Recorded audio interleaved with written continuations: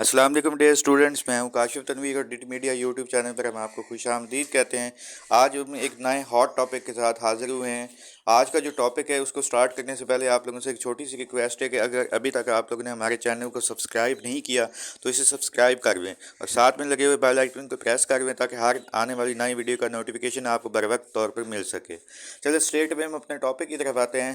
आज का हमारा most important topic Cripps mission. Cripps mission को पढ़ने से पहले आप लोगों को इसका थोड़ा सा कि मैं आपको बैकग्राउंड के बारे में भी बताऊंगा कि क्रिप्स क्या था, मिशन क्या था। इसके अलावा जो था इसकी देखा जाए तो ये एक एक अंग्रेज़ों की आप ये भी कह सकते हैं कि एक चाल थी कि किसी तरीके से मुसलमानों को या इंडियंस को ख़ास तौर पर सब कॉन्टिनेंट के अंदर, क्योंकि उन्होंने बहुत ज़्यादा शोर मचाया हुआ था कि हमें आज़ादी दी जाए, हमें सेपरेट कर दिया जाए। तो उसको ज़रा इंडियंस के गुस्से को आप ये भी कह सकते हैं कि ज़रा ठंडा करने के लिए, उन्हें कूल डाउन करने के लिए भी ब्रिटिशर्स ने एक क्रिप्स की क़यादत के अंदर सर स्टीफर्ड क्रिप्स, ये एक शख्स है जो कि पॉलिटिशियन था, मेंबर ऑफ ब्रिटिश पार्लियामेंट का मेंबर भी था। तो इसको भेजते हैं, वो इसको भेजते हैं, कहते हैं इसकी रिस्पॉन्सिबिलिटी ये होती है कि किसी तरीके से बरसगीर के अंदर ब्रिटिशर्स को बरसगीर के अंदर जो इंडियंस को किसी तरीके से कूल डाउन किया जा सके। तो ये अपना कुछ एक प्रपोज़ल बना के लाता है, इंडियंस के सामने रखा जाता है, मुस्लिम लीग और कांग्रेस के सामने रखा जाता है कि आप जो है इसको एक्सेप्ट कर लें और इस तरीके से आपको बहुत जल्द जब जो ही वर्ल्ड war II ख़त्म होगी आपको हम आज़ादी दे देंगे। तो वो देखते हैं कि वो प्रपोज़ल क्या बेसिकली ऐसा रखता है। तो क्रिप्स, जैसे मैंने बताया कि सर स्टीफर्ड क्रिप्स एक ब्रिटिश पार्लियामेंट का मेंबर था, लॉयर था, पॉलिटिशियन था। मिशन होता है ग्रुप ऑफ पीपल। साफ ज़रा कि ये अकेला तो नहीं आया था, इसके साथ 2-3 और लोग भी थे, जैसे सर पैट्रिक लॉरेंस हो गया, सर स्टीफर्ड क्रिप्स हो गया, एक शख्स और भी था।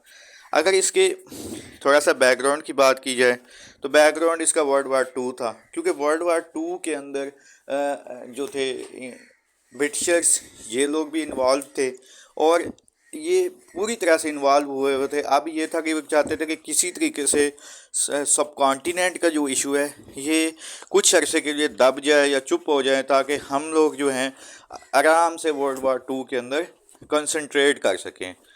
तो एक मतलब कि इसका मेन आप ये कह सकते हैं कि पर्पस ये था सर स्टीफर्ड क्रिप्स को सब कॉन्टिनेंट के अंदर भेजने का। अब हम इसके देखेंगे कि इसने क्या क्या ऐसे पॉइंट्स रखे और उसके ऊपर रिएक्शंस देखेंगे कि कांग्रेस का क्या रिएक्शन था, मुस्लिम लीग का क्या रिएक्शन था। Bring proposal for both Muslim league and Congress, इसने मुस्लिम लीग और कांग्रेस के लिए एक प्रपोजल बनाया जो कि दोनों पार्टीज़ के लिए था। स्टेटस डोमिनियन, इसने कहा कि जंग के बाद जो है आप जो है जंग तक वेट कर लें, जो ही जंग ख़त्म हो जाएगी जंग के बाद बरसगीर वैसे ताज बरतानिया के मातहत होगा, लेकिन जो होगा बाकी तमाम इख्तियारात हम आप लोगों को सुपुर्द कर देंगे। मतलब ये कि ये चाह रहे थे कि किसी तरीके से बरसगीर के अंदर सेंटर के अंदर गवर्नमेंट जो है ये ब्रिटिशर्स की ही है, लेकिन उसके प्रोवेंसेस के अंदर जो भी हम पार को हम डिवाइड कर दें। तो इस्टेब्लिशमेंट ऑफ असम्बली, इसने कहा है कि असम्बली बनाई जाएगी, असम्बली का अपना एक कॉन्स्टिट्यूशन होगा। इसके अलावा इन्होंने कहा कि इंडियन रिप्रेजेंटेटिव्स भी इसके अंदर शामिल होंगे, ट्रांसफ़र ऑफ पावर्स भी होगी कि हम कुछ ऐसे यानी कि शोबे हैं प्रोवेंसेस के अंदर ख़ास तौर पर वो अपनी मर्ज़ी से जिस तरीके से भी निज़ाम को चलाना चाहते हैं वो चला सकते हैं। ब्रिटिश इम्प्लीमेंट दैट कॉन्स्टिट्यूशन, जो भी कॉन्स्टिट्यूशन बनाया जाएगा ब्रिटिशर्स की ये जिम्मेदारी होगी कि वो जो है इसको पूरे इंडिया के अंदर इम्प्लीमेंट भी करवाएंगे।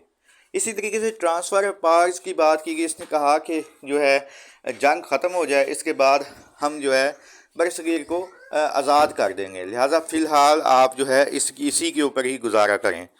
तो British government avoid to implement interfere British government avoid to interfere in internal and external affairs. एक बात ये भी की गई कि ब्रिटिश गवर्नमेंट जो होगी प्रोवेंसेस के इंटरनल और एक्सटर्नल अफेयर्स के अंदर बिल्कुल किसी किस्म का कोई मुदाखलत नहीं करेगी। आप जो है इसको बस एक्सेप्ट कर लें।